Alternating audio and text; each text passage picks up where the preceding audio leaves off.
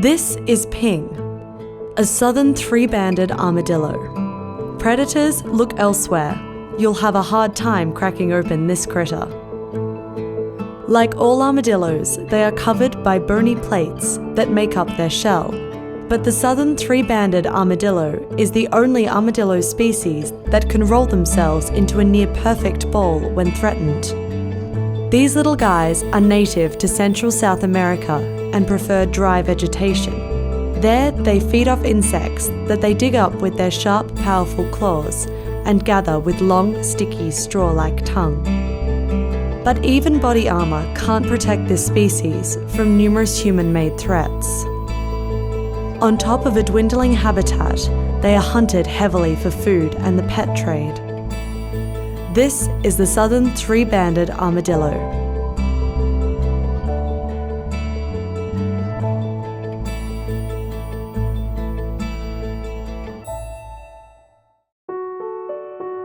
This is Goliath, a Galapagos tortoise. He is massive. At over 520 pounds, he's one of the biggest tortoises in the world. Goliath is believed to be in his 80s. Galapagos tortoises have been known to live over 150 years. They can go extended periods of time without food or water, up to a year. This unfortunately led to human exploitation. Sailors on ships would bring these slow-moving, defenseless giants on long voyages as a source of meat. By the 1970s, only about 3,000 were left. But through conservation and breeding efforts, there are now over 20,000. They've become a flagship species for conservation efforts throughout the Galapagos. But poaching and habitat loss are still a very real threat. This is the Galapagos tortoise.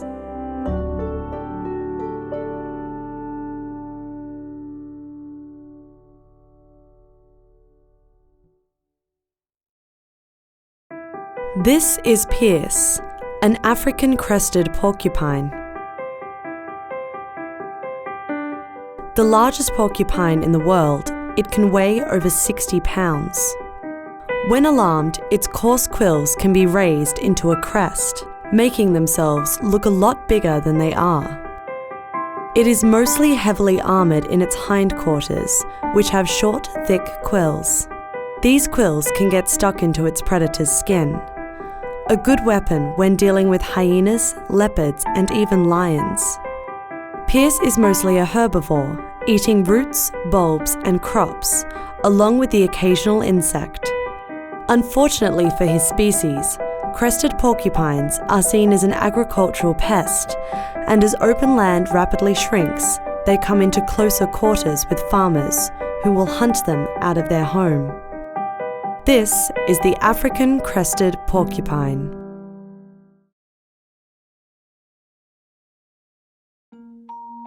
This is the red-kneed tarantula. She's got quite the outfit. Unfortunately, her striking features have made her a hot commodity in the illegal pet trade. Found in the forests of southwestern Mexico, red-kneeds are some of the largest spiders, growing up to 8 inches in size. Besides size, their beautiful red, white, black, and orange hairs are what separates them from other spiders. The hairs on their legs are used to sense vibrations from predators and prey. They prey on large insects, frogs, and mice, biting and injecting them with their venom. Their alluring look has made them the most popular captive tarantula, causing a major population decline. Today, regulations are in place, requiring permits to remove any of these beauties from the wild. This is the red-kneed tarantula.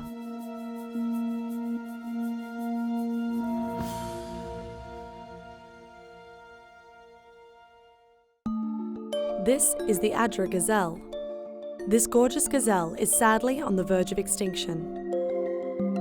Once spread across the Sahara Desert, it is now only found in pockets of Chad, Mali, and Niger.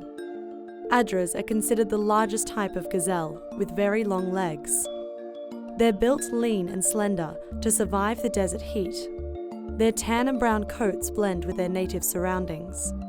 They travel in herds, Together, they browse and graze grass and leaves.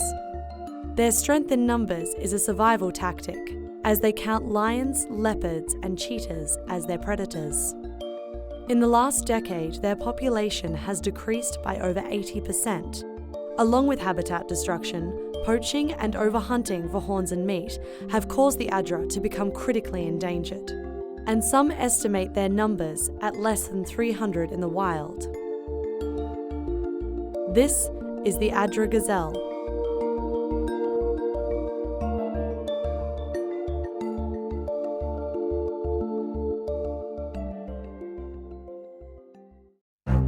This is Cruz. He's a Malayan tapir. And he is hungry.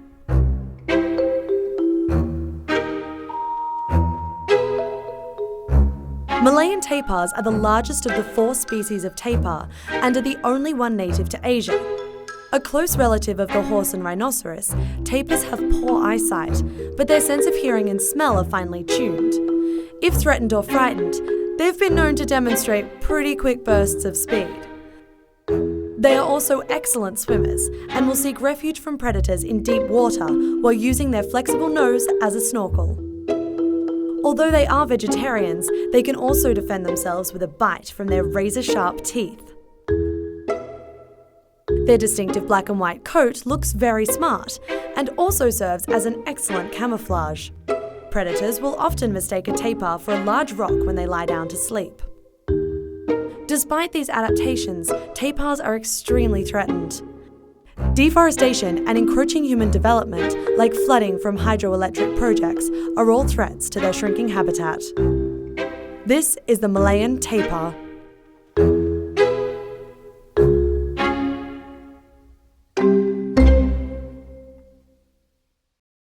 This is Kami, a red-ruffed lemur.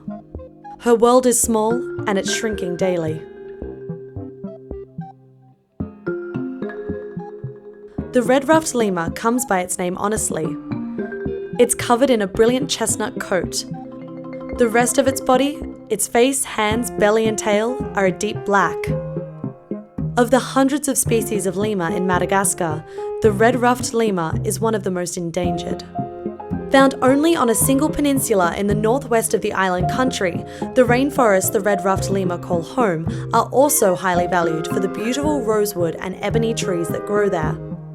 It's in the canopy of these trees that you can find these lemurs. There they search for fruit, which makes up nearly their whole diet. Their home forests are being harvested at an alarming rate, taking the red-ruffed lemur's chance of survival with them. Conservationists estimate that there are only 3,000 to 5,000 left in the wild. This is the red-ruffed lemur.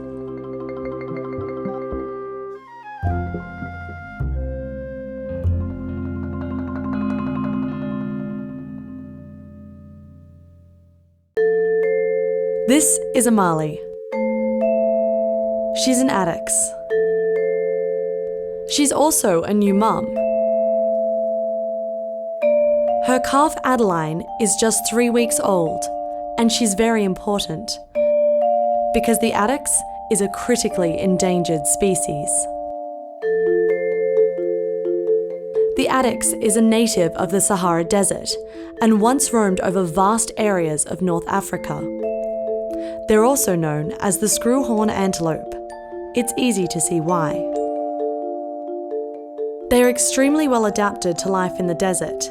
Their white coats reflect the scorching sun, and their splayed hoofs are perfectly tailored for traversing desert sands. The addax can also survive extremely long periods without water. But these adaptations are no help against humans. The addax has been hunted nearly into oblivion. Estimates put their population at less than 200 individuals in just a few pockets of the Sahara. Luckily, reintroduction efforts and captive breeding programs, like the one that produced little Adeline, are helping the survival of this species that has all but disappeared from the face of the earth. This is the addax.